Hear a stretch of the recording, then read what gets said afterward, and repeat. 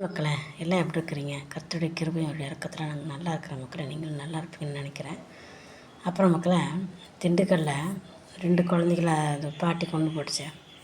அம்மாவுக்கு வரைக்கும் அறிவில்லை, குடும்பம் கெட்டு போச்சுன்னா அது சொல்கிறாங்க இல்லையா, தாய் கெட்ட குடும்பம் சீர் கெட்டு போகுன்ற மாதிரி தன் பிள்ளைங்களுக்கும் சேர்த்து அந்த பொம்பளை கெட்டு போனதுனால அந்த குடும்பமே நாஸ்தியாகி போச்சு.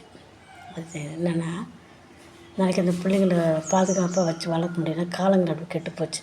அதனால் அதே மாதிரி பாருங்கள், ஒரு 4வது படிக்கிற பிள்ளையாம்மா, அந்த பிள்ளை எங்கேயோ வெளியில் போயிருக்குது. பின்னாடியே ஒரு எருமை மாடுக்கு துரத்திக்கிட்டே போயிருக்கிறான். அவன் போய் அந்த பிள்ளைக்கு இது பண்ணி என்ன ஆச்சுன்னு இன்னும் மட்டும் யாருக்கு தெரிலன்றாங்க. 4 நாள் 5 நாள் ஆச்சு. அவனை கண்டுபிடிக்க முடியல. சிசிடிவி கேமரா மூஞ்சி முதலாக பதிவாயிருக்குது. அவனை கண்டுபிடிக்க முடியாமல் போலீஸ்காரங்க திணறிட்டு இருக்கிறாங்க. அப்படியே பிள்ளைங்களுக்கு பாதுகாப்பு இல்லாமல் ஆகிப்போச்சு. பெற்றவங்களாலே பிள்ளைங்களுக்கு பாதுகாப்பு இல்லை, மற்றவங்களாலே பிள்ளைங்களுக்கு பாதுகாப்பு இல்லை. ஒன்று.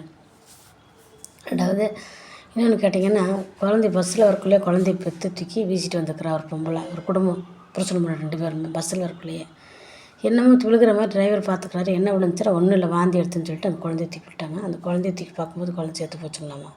இப்படியும் நிறைய தாய்ங்க குடும்பங்கள் இருக்கிறாங்க. குழந்தையே இல்லைன்ட்டு வருத்தத்தோடு எனக்கு தெரிஞ்ச எத்தனையோ பேர் குழந்தை இல்லாமல் வருத்தப்பட்டு 20 வருஷம் 30 வருஷம்லாம் காத்துட்டு கண்ணீர் கம்பளமாக இருக்கிறாங்க. இந்த மாதிரி எருமை மாடுகள் இருக்குது உலகத்தில். என்ன செய்யுதுன்னு தெரியல மக்களே, காலம் கெட்டு போச்சு.